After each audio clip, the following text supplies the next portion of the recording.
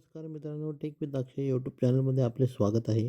आपण आज आर-टीच्या फॉर्मविषयी जरा माहिती घेणार. E25 हे टाकून घ्यायचं आहे. RT25 टाकून झाल्यानंतर सगळ्यात पहिली जी वेबसाईट आहे ती ओपन होते मित्रांनो, महाराष्ट्र.gov.in.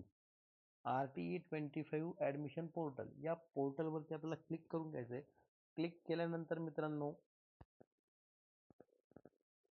असा काहीसा इंटरफेस तुमच्यासमोर ओपन होणार आहे, ज्यामध्ये admin, school log in, online application, parents manual, RTE25चे जे व्हिडिओज आहेत ते इथे बघता येणार आहे. ॲडमिशनचं शेड्यूल आहे. 2026-27चं स्टेटस टाईप. तर सर्वप्रथम हा विषय की स्कूल लॉग इन. आता स्कूल लॉग इन जे आहे ते ज्या स्कूलने अधिकृतपणे RTE ॲडमिशन घेण्यासाठी विद्यार्थ्यांना स्कूल लॉग इन म्हणजे ज्या शाळांनी विद्यार्थ्यांना ॲडमिशन घेण्यासाठी रजिस्ट्रेशन केलेलं आहे ते लोक या पोर्टलवरती लॉग इन करू शकतात. ऑनलाईन ॲप्लिकेशन हे कॅन्डिडेट रजिस्ट्रेशनसाठी असतं. आज दिनांक 21 जानेवारी 2026. ऑनलाईन ॲप्लिकेशन अजूनही चालू झालेले नाही आहेत. 2026-27चं पोर्टल ओपन होतंय, पण अजूनही या ठिकाणी जे रजिस्ट्रेशन करण्यासाठी कॅन्डिडेटला जे ऑप्शन यायला पाहिजे ते आलेलं नाहीये.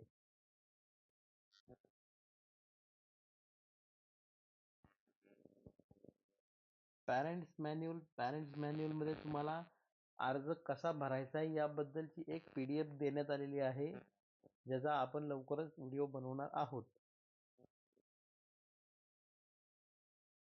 RTE25 व्हिडिओज, हे जे व्हिडिओज वगैरे आहेत, फॉर्म भरणे, ॲडमिशन्स वगैरे या सर्व गोष्टी असतात.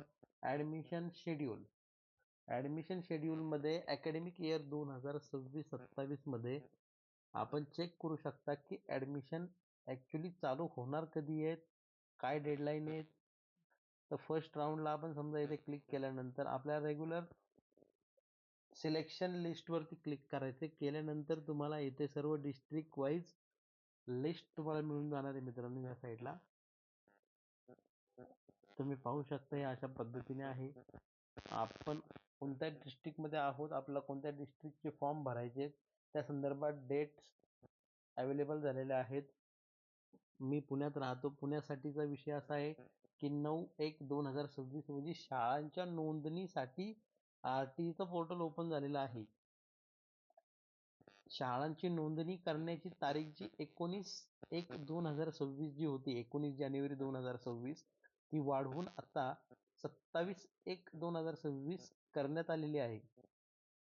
27/1/2026 पर्यंत शाळांना नोंदणी करता येणार आहे.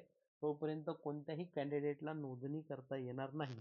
ऑनलाईन ॲप्लिकेशनसाठी ज्या ओपन होणाऱ्या डेट्स आहेत त्या अवेलेबल झाल्यानंतर या इथे दिसणार आहेत, आणि डेट कधी क्लोज होणार आहेत त्या इथे दिसणार आहेत.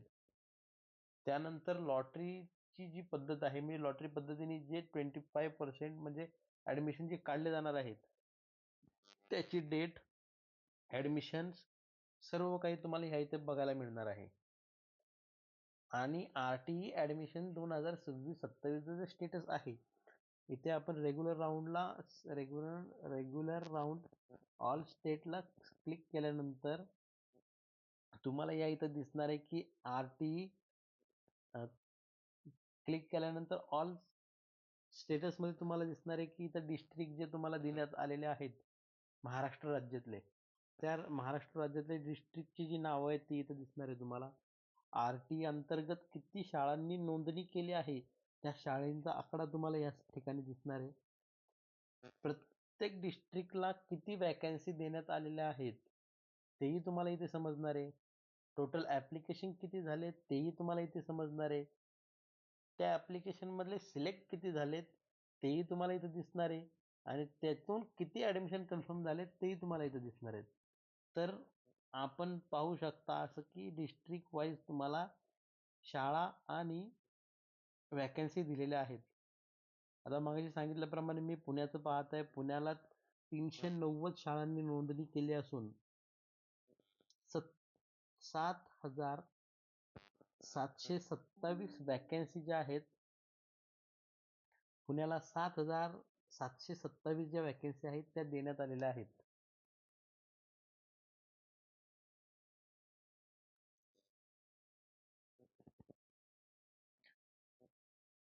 RT admission portal academic year 2026-27